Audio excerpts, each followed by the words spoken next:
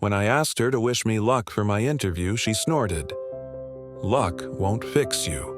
They'll see right through you like everyone else does."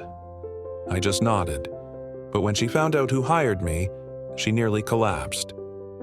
For the last year, my life has been about one thing: rebuilding. I used to be a senior analyst at a big investment firm.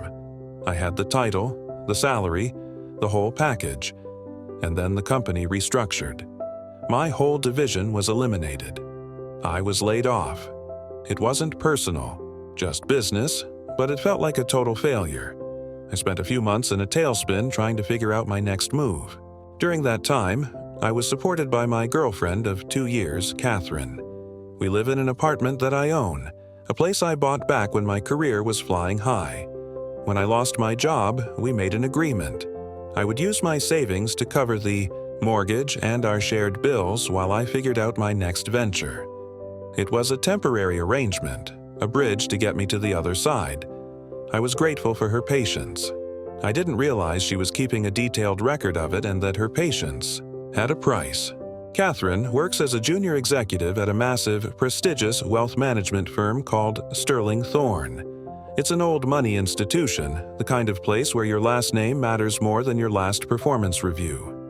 Her boss, a man named Alistair Croft, is a legend in the industry, and Catherine worships him. She is obsessed with the world of status, power, and perception. As the months went on, and I was still working on building a small independent consulting practice, from our spare bedroom, her attitude started to change. Her support curdled into a kind of weary condescension. She'd make little comments about my project, as if it were a hobby, like building model ships. She'd sigh dramatically when I was on a late-night call with a potential client. She started to see me not as a partner in a temporary rough patch, but as a charity case, a weight holding her back from the glamorous life she felt she deserved. I was trying. I was working 80-hour weeks, slowly building a client base, but it wasn't fast enough for her. The final straw, the moment the entire foundation of our relationship turned to dust, came yesterday morning. I had an interview, not just any interview. It was for a newly created director of strategy position at a rival firm, a younger, more aggressive company that was making waves in the industry. It was a long shot, but it was the first real opportunity I'd had in a year to get back to the level I was at before. I was nervous, but hopeful. I put on my best suit. As I was adjusting my tie in the mirror, Catherine walked into the room already dressed for her own important day at Sterling Thorne. "Wish me luck," I said, trying to keep my voice steady. She didn't even look at me. She was busy checking her reflection in the window. She let out a short, sharp, dismissive sound, a snort. "Luck won't fix you," she said, her voice dripping with a casual, devastating cruelty. "They'll see right through you, just like everyone else does." The words hit me with the force of a physical blow. It wasn't just an insult, it was a summary judgment of my character, my ambition, my entire year of struggle. She wasn't just kicking me when I was down, she was grinding her heel on my neck. I didn't say anything, I just stood there looking at her reflection in the glass.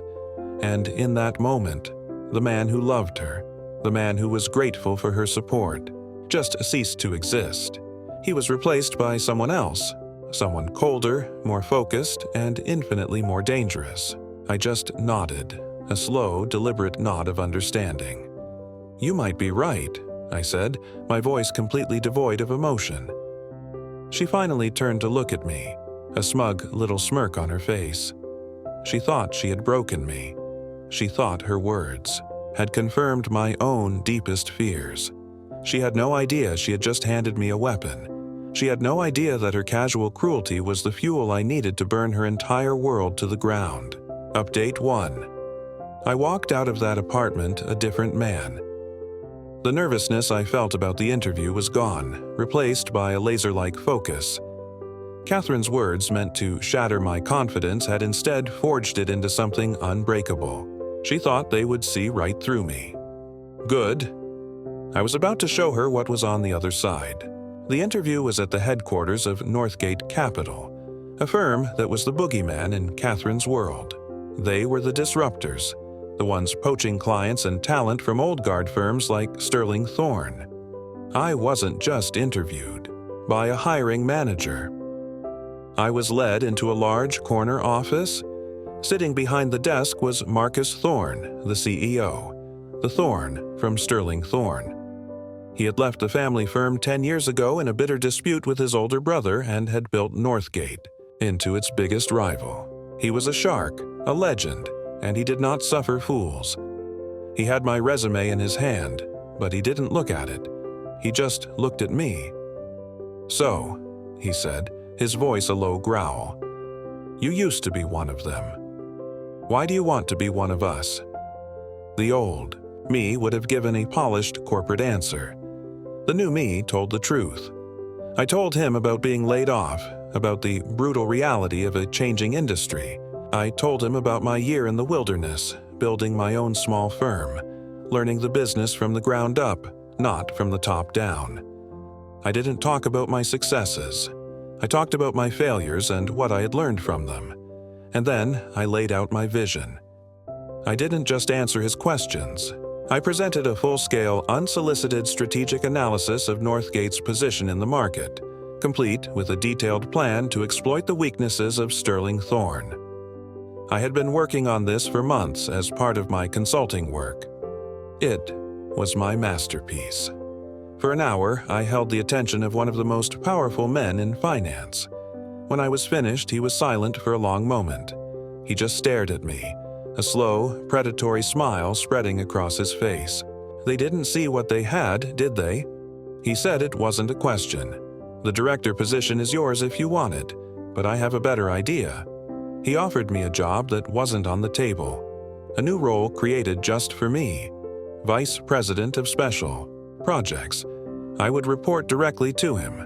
My only job would be to identify and attack the vulnerabilities of his competition.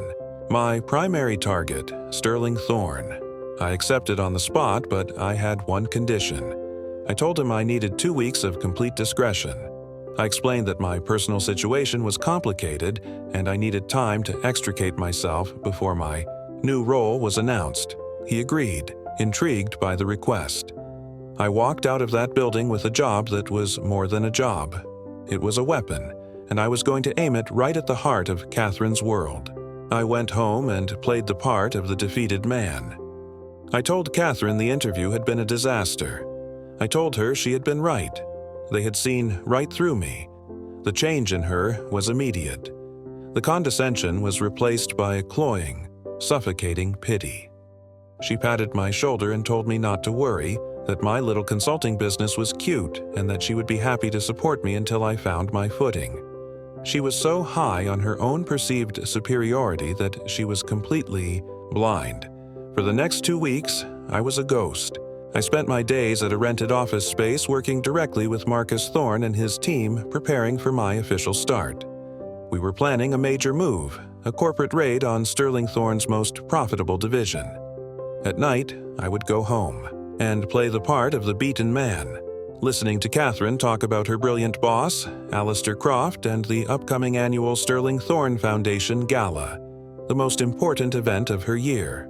She made it very clear that I was not invited to the gala.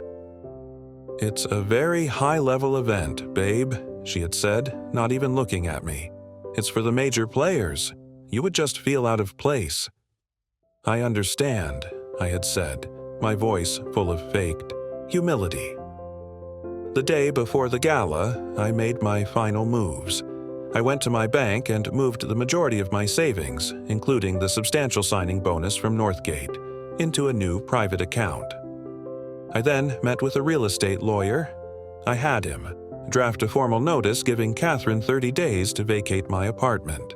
I also had him draw up a detailed invoice for her share of the household expenses for the past year, which she had conveniently forgotten to pay since I was laid off. The night of the gala, Catherine was a whirlwind of excitement. She spent hours getting ready. As she was about to leave, she looked at me sitting on the couch in my sweatpants and gave me a look of profound pity. "Don't wait up," she said. "It's going to be a late night of networking. Have fun," I said, smiling up at her. "Make some good connections." She walked out the door, completely unaware that the biggest connection of the night was going to be the one that severed her from my life permanently. Update 2. The Sterling Thorne Foundation Gala was held at a grand old museum, the kind of place with marble floors and ceilings so high they get their own weather. Catherine had been talking about this night for months. It was her chance to shine, to network with the titans of her industry, and most importantly to impress her boss, Alistair Croft. She arrived, I'm told, looking like $1 million. She was working the room, laughing with senior partners and making sure she was seen by all the right people. She was in her element. The main event of the evening was a speech by Alistair Croft, followed by a major announcement about the future of the firm. He took the stage to thunderous applause. He spoke for 20 minutes about tradition, about legacy, about the strength of Sterling Thorne, and then he came to the big announcement.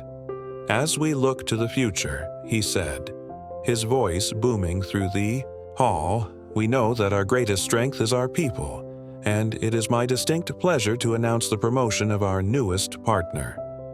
Catherine was practically vibrating. This was the moment she had been waiting for. She was sure the promotion was hers, but Alistair didn't say her name. He announced the promotion of a colleague of hers, a man she considered her inferior. I heard from a friend who was there that the look on her face was a mixture of shock and fury. But the night was still young. Alistair wasn't finished, and now he said, "It is my honor to introduce a very special guest, a man who represents the future of our industry, a true visionary. Please welcome the CEO of Northgate Capital, Mr. Marcus Thorne." A wave of Gus went through the room. Marcus Thorne, their biggest rival, was here at their gala. He walked onto the stage, shook Alistair's hand, and took the microphone. He was charming, he was ruthless, and he held the entire room in the palm of his hand. He spoke about innovation, about disruption, about the need for new blood and new ideas. The old ways of doing business are dying, he said, his eyes sweeping the crowd. And at Northgate, we are not just adapting to the future, we are building it. And to lead that charge, to spearhead our most aggressive expansion yet. I have brought on a man with the sharpest strategic mind I have ever encountered. A man your own industry cast aside and whom we were more than happy to pick up. He paused, letting the tension build. Catherine was standing in the crowd, completely bewildered. "Please join me in welcoming the new Vice President of Special Projects at Northgate Capital," Marcus Thorne declared, Mr. David Miller. And then I walked out onto the stage. I was wearing a custom-tailored suit that had cost more than her car. I looked confident, I looked powerful, and I looked like I belonged there more than anyone in that room. I saw her. She was standing about 30 feet from the stage. Her face was completely white. Her mouth was hanging open. She looked like she had seen a ghost. The woman who had told me just 2 weeks ago that luck wouldn't fix me was now watching me. Be introduced as the right-hand man to her industry's most feared and respected leader. I shook Marcus Thorne's hand, took the microphone, and looked out at the sea of stunned faces. I didn't even glance at Catherine. She was no longer a factor in my equation. "Thank you, Marcus," I said, my voice calm and clear. "It's an honor to be here. I have to say it's good to be back. I look forward to showing all of you what I am capable of." The room was in an uproar. People were whispering, pointing. Catherine's colleagues were all staring at her, their faces a mixture of shock and dawning understanding. Her carefully constructed world of lies and condescension had just been publicly and spectacularly demolished. She didn't just look foolish, she looked like a liability. And in her world, there is no greater sin. Final update. The rest of the gala was a blur of handshakes and congratulations. I was surrounded by the very people Catherine had been so desperate to impress. They weren't just being polite. They were actively trying to network with me. I was no longer the failed boyfriend. I was the new power player in town. Catherine tried to approach me once. She pushed through the crowd, her face a mess of tears and rage. "David, we need to talk," she hissed. I just looked at her, my face a mask of polite confusion. "I'm sorry," I said as if I didn't recognize her. "Have we met?" One of Marcus Thorne's. Security guys gently but firmly escorted her away. That was the last time I spoke to her in person. When she finally got home to the apartment in the early hours of the morning, she found the locks had been changed. Taped to the door was the 30-day eviction notice and the invoice for the money she owed me. The next few weeks were a slow, satisfying demolition of her professional life. The story of what had happened at the gala spread through the financial world like a wildfire. She became a joke, the woman who was so arrogant and blind that she had no idea her unambitious boyfriend was about to become her biggest professional threat. Her boss, Alistair Croft, was furious. Not at me, but at her. She had made him and the entire firm look foolish. She was a walking, talking symbol of Sterling Thorne's inability to recognize and retain talent. She was put on a meaningless, dead-end project and effectively sidelined. She tried to fight the eviction, of course. Her lawyer sent a series of threatening letters. My lawyer sent back a single, devastating response. It included a copy of the deed to the apartment, a detailed accounting of her financial ARs, and a sworn affidavit from a colleague of hers who had overheard her making disparaging remarks about me at work. The letters stopped. The best part of my revenge, however, was professional. My first project at Northgate was to lead a hostile takeover of a smaller firm that Sterling Thorne had been trying to acquire for months. I used my insider knowledge of their slow, bureaucratic process to outmaneuver them at every turn. We closed the deal in 6 weeks. It was a massive public victory for Northgate and a humiliating defeat for Sterling Thorne. Alistair Croft's division, the one Catherine worked in, was directly responsible for the failure. I heard through a former colleague that Alistair called Catherine into his office the day after the deal was announced. He didn't yell. He just calmly explained that her presence at the firm was a constant and painful reminder of their biggest strategic failure in a decade. He told her that her judgment was fundamentally flawed and that there was no future for her at Sterling Thorne. She was fired. I saw her once a few months later. I was leaving a meeting and she was walking down the street carrying a box of what looked like office supplies. She had lost the polished, confident look she always wore. She just looked tired and defeated. She saw me, and her eyes filled with a look of pure, unadulterated hatred. I just nodded politely and got into the town car that was waiting for me. I didn't do it to be cruel. I did it to be honest. She had told me with her words and her actions that she thought I was worthless. I just decided to show her and the rest of the world what my actual value was. She built her life on a foundation of perception and status. I just provided a reality check.